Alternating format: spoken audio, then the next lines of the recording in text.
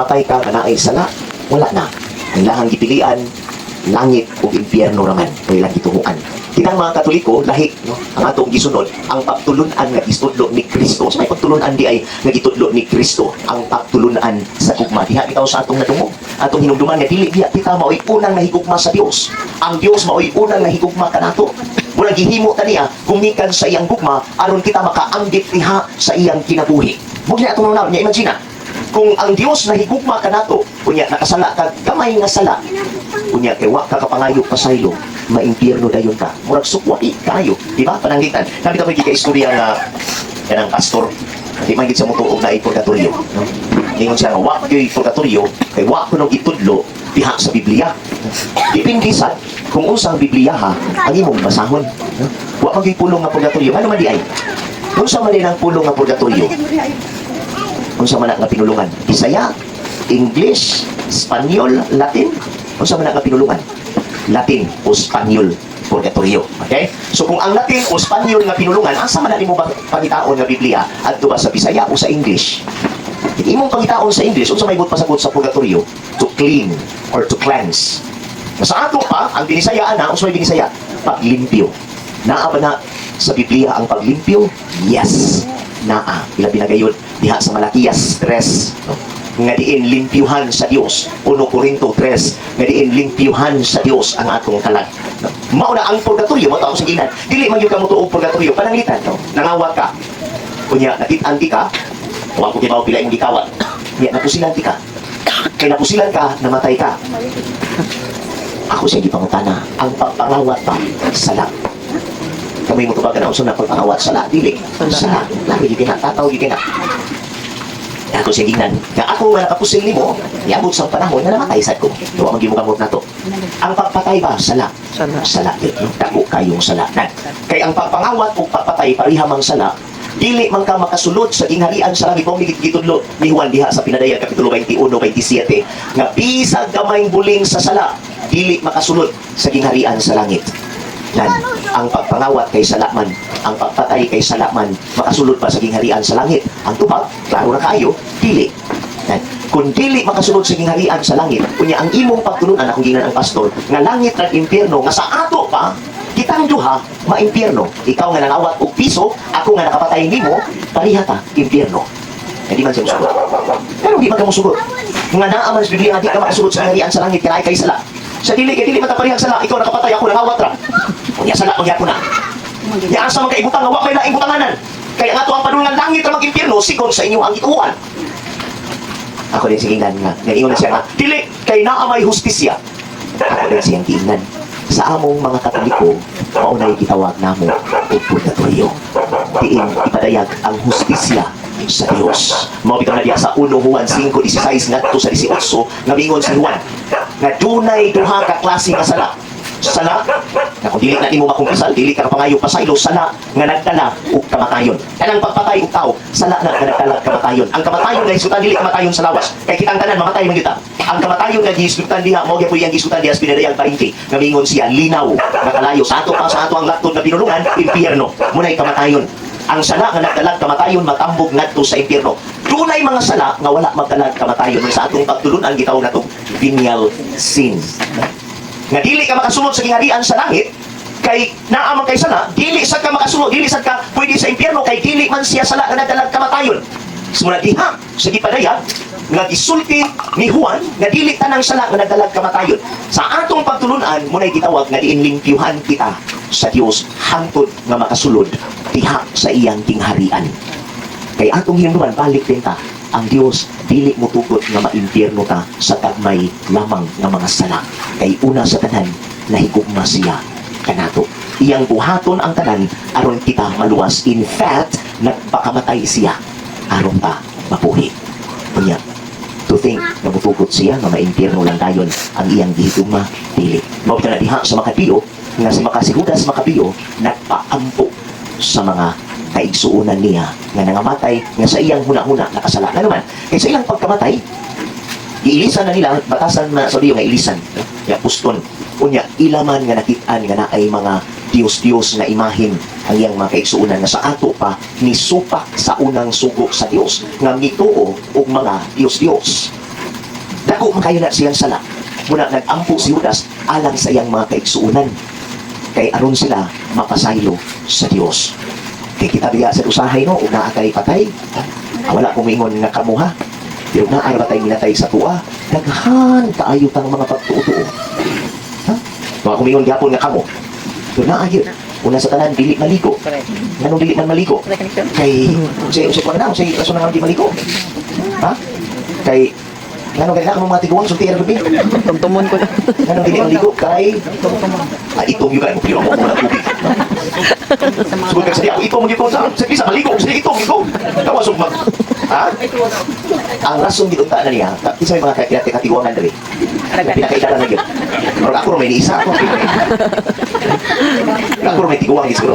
Kaya sa among panahon sa una, kaming mga tiguang na, baka mo makabutan ni mga katanong pa mo. Sa among panahon sa una, walay imbalming. Mamatay ka karon, lubong yun ka, inig ka ugma, di ka paagtan kung 24. Kaya kibaw pa kung may tato sa patay, umabot kung 24, kauras. Gawas nga mo baho. Muburot ang lawas. Labi na yun high blood na kuan, muburot ang lawas. Manglusot ang mga dugo sa ilong, sa baba, sa dalunggan, sa mata. No? Munang bubaho kay manggawas man. No? Magsugod magka-decompose ang lawas. Munang gigit pa after 24 oras, imagine na. Maadto pa ka sa simbahan. No? Mudagan pa ka sa simenteryo. Sa unang panahon, sa among panahon, wa may simenteryo nga naadaan. Wala may nitso nga naadaan. Ikaw pa ito'y magbuhat og nitso. No? Kunya gawas nga imong buhaton og nitso, ikaw pa'y maghimo sa lumon. Sa among panahon sa una ka mga batan man ang kami pa'y magbuhat sa lumon. Ikaw tayo kamo niya. Magatiman pa ka sa mga tao, magpahibalo pa ka, no? Radyo ba matuwa pang titek sa una.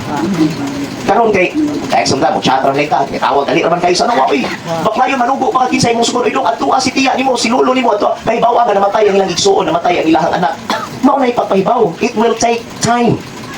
Yan pang tanong tamo, unsa pa may panahon nimo sa pagligo? Mao de. Wala na. Kunya wa pa kay tug kay tungang gabi naghimo paglungon. Diba? Tungang gabi naghimo pa intahan og lungon.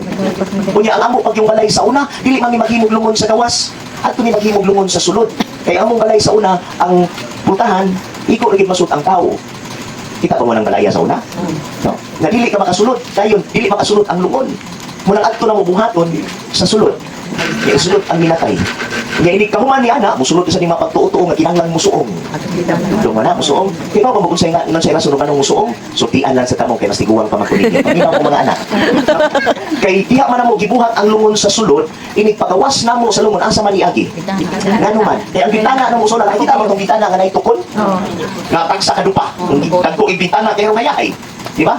Ana na mo ipaagi sa bintana, kinung mo tong balay nga naay mga ilalong silong, naihadalan. Kanya ang bintana nimo mga dinhi padung sa babaw. So initunol nimo sa lungon bintana asa man nimo dawaton? Sa ubos dili mo dawat atas babaw no. So sa dawat atas babaw magtuwat ta. Kay imo mang dawaton sa ubos unsa may imong buhaton? Musuong sa lungon. Saan ka dapat mo gikan sa lungon? Mao nang musuong, mo nay rason nganong musuong. Dili kay ang tanan pasungkon ang katurang mo pasan nga mga apo anak o kinsa nay mo pasan, maoy musuong. Ang problema magud kay katong mga nipasan mga mong suong san mo kamera di ay. Kanya musulod yung mga pagtuo-tuo kaya nang musuong kay anong ganang musuong? Kumpa. Aw ka na pawagtang sa Si pawagtang sa malas. Kaya mo say nga pasungkon gyud. Kay anak pasan nga mo gyud. Kamera nay musuong, apil mo. Mao gid mga rason gyud. Kunya nganong dili mo kaog kamunggay sa among panahon sa una. Sa among panahon sa una karon dili mo kaog kamunggay, dili mo kaog manok, dili mo kaog buwad kay tungtumon kuno naong tungtumon jud kag naong, dili mo pati pilo ng buwad. Dili mo kaog kamunggay kay haruson, dili man dili kay silhigon makana ka ba nga napiha sa inyong gituan nga Dios no, kay gituan nga Dios ba salbahis kaayo. Di man kag manilhig silhigon ta, mo kaong kag kamunggay, pamadyo hinuon ta. Dili putlon ang rosaryuhan, kay kung putlon ang rosaryuhan kay kung dili putlon, mga matay magkanit-kanit. Kana ko magnapiha jud sa Dios nga inyong gituan kay ang Dios nga akong gituan mahigugmaon o maluluyon dili ta pamatyo kay kaong kag kamunggay. Di ba mo rason nganong mo kaog kamunggay, dili mo kaog kamunggay, dili mo kaog bulad, dili mo kaog manok, di ba mo sa rason? Wala. Ha? Dili oy. Wa di ko mga bata ko dito. Wa pagit mo kay bao di ay sa among panahon sa una, mga 100 years ago. Na kinsa may nagpuyog bukid? Kami bukid kayo. Di ba mo sa kinabuhi sa bukid? Manguma. Sa kinabuhi na mo sa bukid sa una, no? Makakaon lang ni isda nga labaas kung makaluksong. Ngayon kayong lungsod. Kunya ini pagluksong na mo, maghatod ni sa mga baligyaon, ibaligya ang mga utanon, inigbalik na mo, mapalit yun ka ng labas nga isda, isang kakaon na tagkausan. Pero di mo na uting lugay, kawa man ni ref sa among panahon. Kung saan man namo nga haron makasudan gihapon, mapalit yun o ulan. Okay? Mapalit yun iguan. Danon sa bukid. Unya, sa bukid, ang amo ang kumon nga kanon, ulan. Mo may lugay madaot. Makasudan ta. Unya, usa pa may laing dali na to makuha sa bukid. Manok. Kamunggay. Munggay. Utanon. Gawa sa kamunggay, unsa pa man gyud pinakakumon nga karne sa bukid? Manok. Manok. Okay? Mao man gina, mo gina sa una dito ko sa gaas. Maluoy ko sa mga manok, magmisa ko sa kapilya, mga manok managan.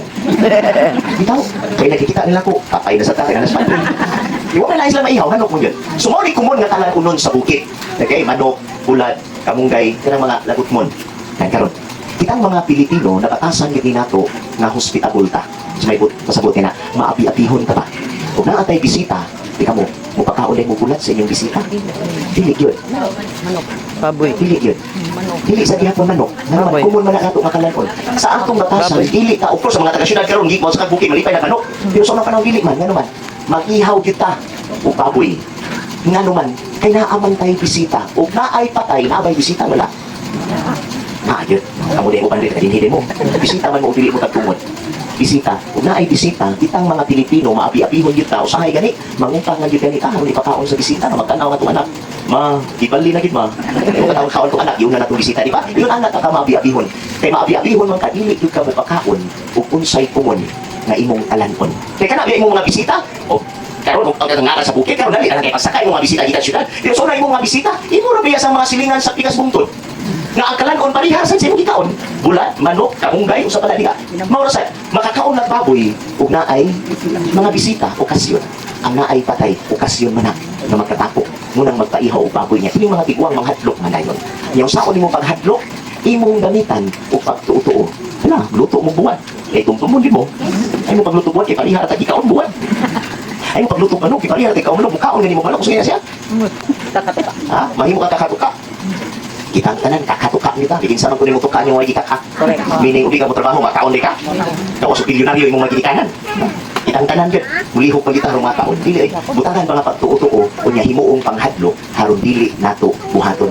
Maoy nakatunan sa una, ang anak nga gitudloan na kadungog ni anak ni dako, ang anak nga gidako na nanganak, gidako na sa danganak, naabot na mo karon, mao lang gihapon ang iyang nakit-an na dunggan nga pagtulunan. Unya wa gyud mo masayod sa tinuod na kahulugan kung nganong among gibuhat kining mga butanga sa unang panahon. Na ay kanang dili madilhig. Ako rin ginigisulti nga naman, daghan gyapon kay pagtuto. Abi na ko nawundi ay. Pagtuto, nganong di madilhig? Kay sa unang panahon, balik sa ta, no? Wa pa mi kailag siminto. Dali ko siminto. Akin si nanay. Ang nakita na ni siminto sa nanay, kay bata pa man sad. Wa siminto sa una, oy. Among ilawong silong, hatanan nga kahoy, unya ang tukaran, wa siminto. Ay siminto. Nagkaroon, kung naa kay bisita, unya, ug manilhig ka, ngaliw, kaya abog mo gani. Ug manilhig ka, na ay bisita, usay may tabo na mo ng silikod. Yang silig naman to, silito ko. Abog kaayo. Kung manilhig sa kasamang gitundo sa mong katigulangan sa una, kung manilhig ka nga na ay bisita, wa tay batasan. So, akong lolo, suwayig panilhig na siya bisita. Di ba kanang gisilhig, kanang silhig, mo giganitan, muna yung mulabhag yung katiis. Kita ka nga na bisita, manilhig ka, wa kay batasan. Kay maglabang-labang ka nga na bisita na inagistoryahan yung mga natong tao, kunya ikaw naglabang-labang, kay nanilhig ka, kanang silhig imong gigunitan, muna yung mulabhag sa imong tiil. Wa kay batasan.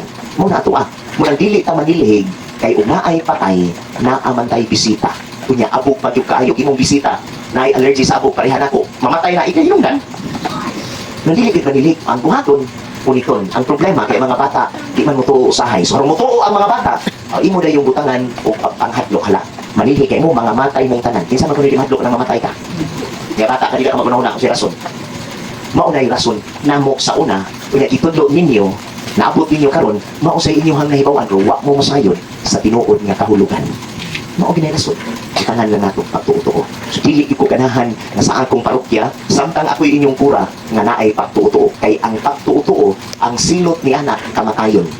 Exodus Kapitulo 22, 18, versikulo 18, nga kamatayon ang silot sa mga tao nga naghupot sa pagtulunan sa pagtuo-tuo. Ganahan din mo. Bigit sa may ganahan ninyo nga si Kuya Nicanor may impyerno. Isang kamot. Kay buisa na yung kamot, panguli na lang mo.